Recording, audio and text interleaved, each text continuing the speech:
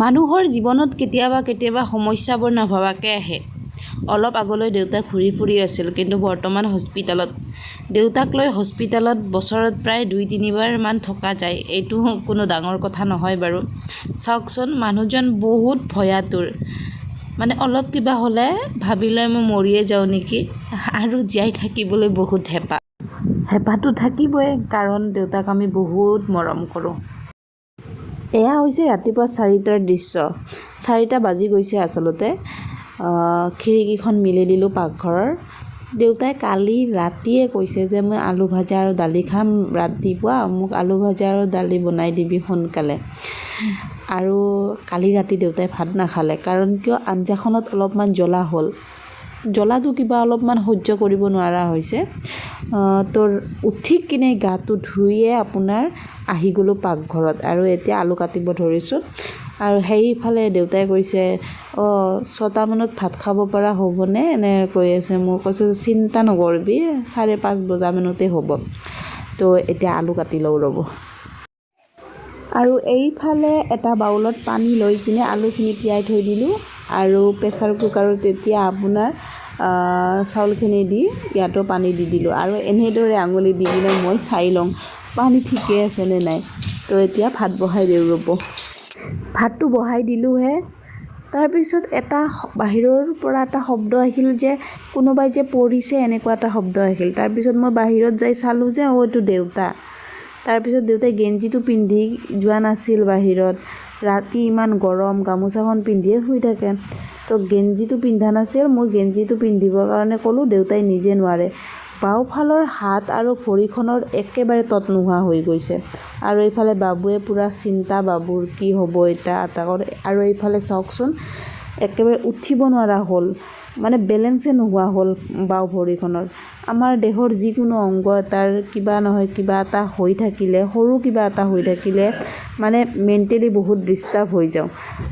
দেউতাৰতো হাত আৰু ভৰি দুয়োখনৰে অৱস্থা নোহোৱা হৈ গৈছে, একেবাৰে তত নোহোৱা হৈ গৈছে। চাওকচোন, ইমান কম সময়তে এনেকৈ কেনেকৈ হ'ব পাৰে বাৰু। আৰু এইফালে মই মালিচ কৰি দি আছোঁ। দেউতাই কৈ আছে কি, মোৰ লগতহে কিয় এনেকুৱা হ'ব লাগে, মইহে পৰিব পাৰোঁনে, এনেকৈ কৈ আছে। উপায় নাই, কিছুমান ঘটনা হৈ যায় আৰু নানা প্ৰকাৰে কিবা নহয় কিবা কৰি কিনে মই দেউতাৰ হোচটো আনিব চেষ্টা কৰিছোঁ। নাহে। মই কৈ আছোঁ, এনেকৈ দি আছোঁ যে গম পাই আছানে দেউতা? নাপোৱা নাই, একো মই গম পোৱা নাই। জিনজিনাই আছে, হাতখন জিনজিনাই আছে। উপায় নাই, এতিয়া ডক্তৰৰ ওচৰলৈ যাবই লাগিব।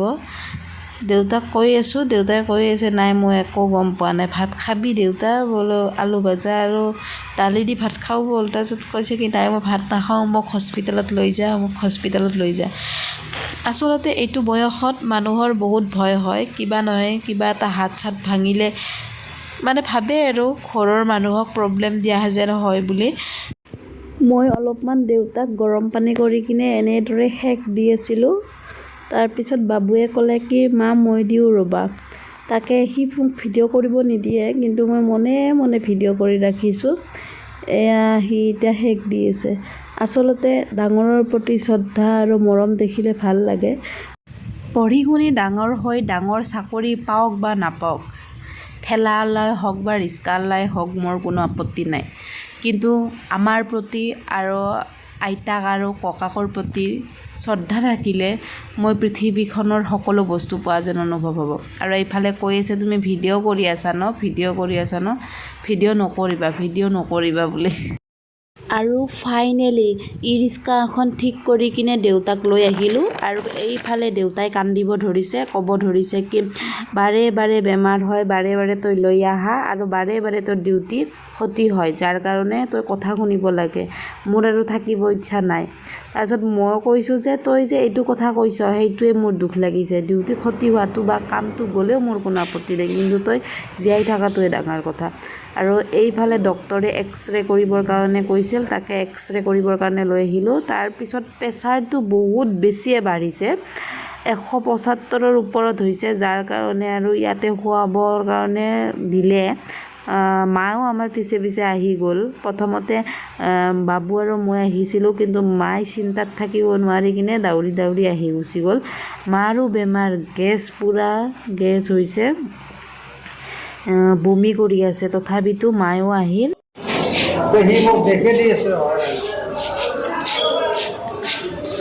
প্ৰেছাৰ বহুত বেছি হৈছে আৰু তো সেইকাৰণে কিবা কিবি ভাবি থাকি আৰু কিমান ভাববা লগা আছে চব ভাবি থাকি তাৰপিছত ভাল পাব। ইফালে সেই ভাবি ইফালে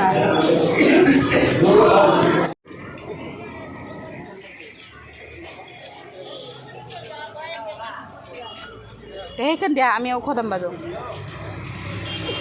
দেখা ঔষধ পাৰি দে, প্ৰেছাৰৰে না আগতে।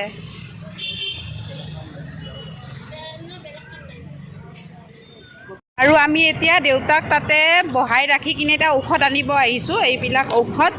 আৰু এই বাবু আমাৰ মোৰ পিছ নেৰে, বাবু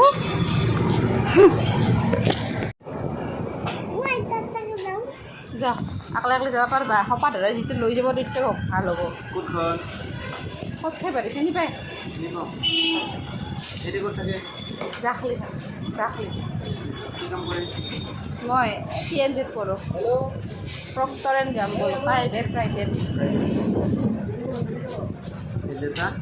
ফাইনেলি ঔষধ লৈ আহিলোঁ। ইমান কোন ঔষধতে ইমান দাম হ'লেও ঔষধ খাব লাগিব, কাৰণ আপোন মানুহবিলাকক জীয়াই ৰাখিব লাগিব। আৰু এতিয়া ঔষধ পাতি লৈ কিনে আমি ঘৰমুৱা হ'লোঁ, ই ৰিক্সাখন লৈ কিনে। তো এতিয়া ঘৰলৈ যাওঁ ব'লক।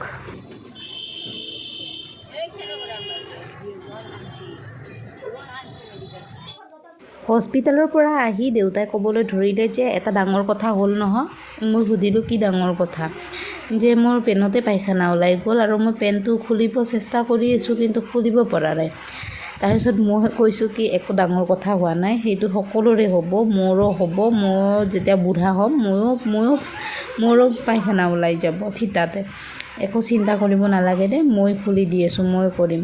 তাৰপিছত দেউতাই ক'বলৈ ধৰিলে তইনো কিমান কৰিবি আই, এনেকৈ ক'ব ধৰে। দুখ লাগে আচলতে। আমিও এদিন বুঢ়া হ'ম, দেউতাৰো এতিয়াও বুঢ়া হৈ আহি আছে। কেতিয়াবা মা দেউতাই একেবাৰে নোহোৱা হৈ যাব, আৰু সেই দিনটোলৈ সেই দিনটোৰ কথা ভাবিবই নোৱাৰি। কি ক'ম আৰু, আশীৰ্বাদ কৰিব যাতে থকাকেইটা দিন মই সেৱা শুশ্ৰূষা কৰিব পাৰোঁ বিনা স্বাৰ্থত। আৰু একো দিব পৰা নাই মই মা দেউতাক, যাতে কিবা দিব পাৰোঁ, তেওঁলোকক যাতে সুখ দিব পাৰোঁ, প্ৰয়োজনীয় বস্তুবিলাক যাতে মই দিব পাৰোঁ, তাকে আশীৰ্বাদ কৰিব। আৰু এইফালে গামোচাখন পিন্ধাই দিওঁ, দি কিনে অলপমান ধুৱাই পাখলি আনোঁ। তো ভিডিঅ'টো ইমানখিনিয়ে, কিনো ক'ম, ছাবস্ক্ৰাইব কৰিব, কিবা কৰিব, যদি মন কৰে আপোনালোকে ছাবস্ক্ৰাইব কৰিব পাৰে। বাকী আজিলৈ আহিছোঁ, বহুত কাম আছে, কাম এতিয়া কৰিব লাগিব। কামখিনি কৰি মেলি তাৰপিছত খোৱাৰো যোগাৰ কৰিব লাগিব অলপমান। বইল খাব বুলি কৈছে এইবাৰ, আৰু মই বইল খাম, এইবিলাক নাখাওঁ একো। হাই প্ৰেছাৰ যে, এইকাৰণে। আগতে মাছ মাংসবিলাকৰ প্ৰতি অলপমান আছিল, কিন্তু এতিয়া আৰু মাছ মাংস নাখাওঁ বুলি ক'লে ৰ'ব। গতিকে ভিডিঅ'টো ইমানখিনিয়ে, আজিলৈ আহিছোঁ। সকলোৰে মাক দেউতাক লগতে সকলোৰে সন্তান ভালে থাকক, তাৰে আশাৰে আজিলৈ নমস্কাৰ।